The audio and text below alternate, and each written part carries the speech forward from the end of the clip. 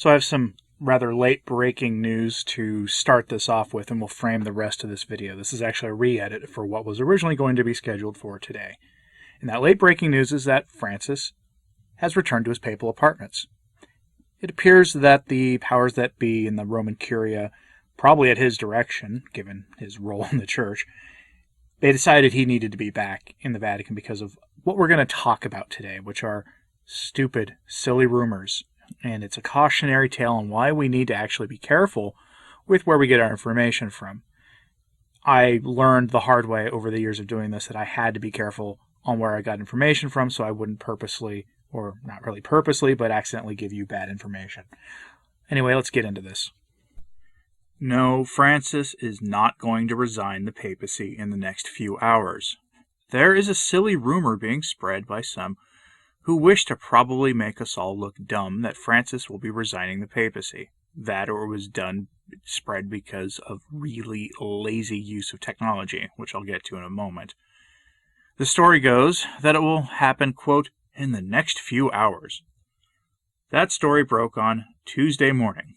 It is now not Tuesday, and I purposely waited to report on it because it clearly was not going to happen.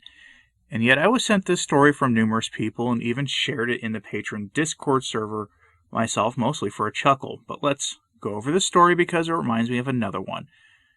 There are times when I do a video on Francis and someone pops up in the comments claiming that Francis has been taken to some secretive Superforce facility and is sitting in a cell waiting for some kind of hearing before he has a key thrown away to be sealed away forever.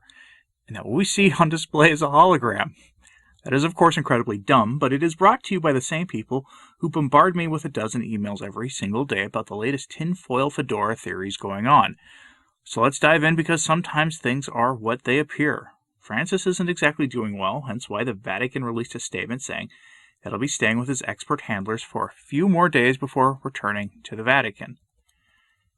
Our story comes to us from an obscure website called Il Simografo. It's a website that runs odd stories and conjecture in Italian, and it's a news aggregator.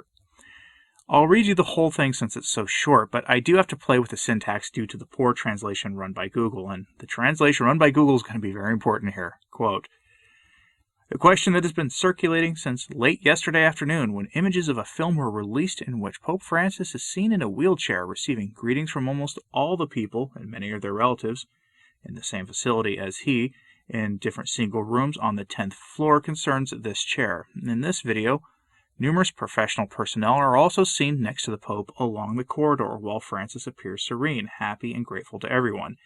It is known that the Pope has been walking with a certain fragility for many years, and this is obviously accentuated with his restoration, but he is able to move independently for some distances after the recent issues. What happened yesterday is explained simply because those 150 steps or so from the room to the balcony and from the balcony to the room could have been a risky moment for an involuntary fall and not exactly appropriate in the current circumstances.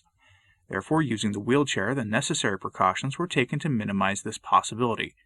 Meanwhile, rumors of the Pope's possible resignation arrive from the facility in the coming hours. End quote. Yes, there are now rumors that he will resign in the next few hours, and the problem is, they're not true. Papa Francis is 84 years old. At his age, any procedure like this is going to be taken extremely seriously, as it should, and may prove in the end to be his physical undoing, but the idea that he will resign is preposterous unless he finds himself in such a state that he cannot function in his duties to build the ape of the church anymore. He's taken precautions for that to ensure that his work continues through a successor, that he's likely all but hand-chosen, but the idea that he is going to step down voluntarily is rather silly. I've reported twice this week so far on his state and how his time is drawing short, which is what happens when you have a serious procedure that you have to go through at his advanced age, while simultaneously showing signs of the wear and tear of the job of pontiff clearly beginning to show. But this is something else, this silly rumor, so don't buy it. And don't buy the dumb one I mentioned at the start. Francis is clearly free and is clearly running the institutions of the church, and to pretend otherwise is to live in a fantasy realm. But this rumor of his coming resignation went so far and wide that even normal Catholic outlets had to report on it. From the Catholic News Agency, we get this headline. What's behind a false rumor about Pope Francis resigning in the next few hours? It's written by someone calling themselves Hannah Brockhouse. Get ready for the reason. Quote, Rumors started to fly around social media Monday claiming that Francis was likely to resign the papacy in the next few hours. The Pope is currently with professionals after undergoing a procedure, fueling reports that material reasons could have prompted Francis to take this step. In fact, there is no sign that Pope Francis intends to resign soon, and the confusing reports are probably explained by a mistranslation of Italian into English. The initial social media reports of a pending papal resignation cited a July 12th post by the popular Italian Catholic news aggregator Il Sismografo. Some social media commentators quoted an out-of-context and poor English translation of the last sentence of the article. The final sentence of the post, which was published at 9:22 a.m. Rome time, said, "Meanwhile, rumors are coming from Gemelli about the likely release of the Pope in the next few hours." The Italian sentence used the word, I'm not going to try, my Italian is as bad as my Latin, which in context means release from this kind of facility. The confusing part is that the same Italian word can also be translated to meaning resignation in English, end quote. I'll get back to that piece in a minute. This is why I'm always quick to say that I have to change some syntax or language in a piece because of translation. Literally, lazy translation on the part of some indie writer has caused social media to explode with the rumor that Francis is stepping down. Does he seem like the type to do that? It's an honest question for which I have the honest and blunt answer. No, almost certainly not. The man loves influence and power way too much for that. Anyone who rubs shoulders with the major players of the world the way he does absolutely loves influence and power far too much to do that. Just look at the kinds of conferences the Vatican hosts. Things that the Vatican had never done before have been happening with great abandon and on great regularity in his time in the pontificate. It's as simple as that. If he steps down voluntarily, it will either be because of factors outside of his own control, like, say, the St. Gallen group rallying against him, which means it won't be voluntary, or it will be because his condition after these procedures will be such that he'll have no time left at all and he'll want to focus on whatever it is he actually believes in regards to the faith. But it won't be so he can play Pope Emeritus. Francis is not a Pope Emeritus type. But let's continue with the story. Quote, on July 5th, the Vatican spokesman said that, barring unexpected complications, Pope Francis was expected to spend around 7 days at the facility following his procedure, which would make his release to return home Monday, July 12th, a plausible rumor. There are several signs that Francis is probably not thinking about resigning, not only in the coming hours, but in the coming days and months. On Sunday, he was in good enough state to give his regular Angelus address from a balcony on the 10th floor of the facility. Though he spoke for a little less time than usual, he was able to stand, smile, and wave at the people gathered below.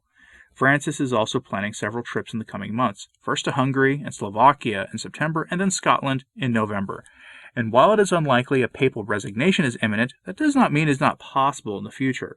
Pope Francis has hinted at the possibility before that he might resign, saying in 2015 that the Catholic Church should not have leaders for life, and noting in 2014 that Pope Benedict XVI's 2013 resignation cleared a path for future papal resignations, end quote.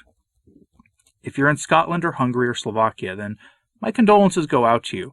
His visit will be a circus like it was for the U.S. back in 2015 when he came to my country, except that I hope that your opinion makers won't fawn over him the way they did here in America.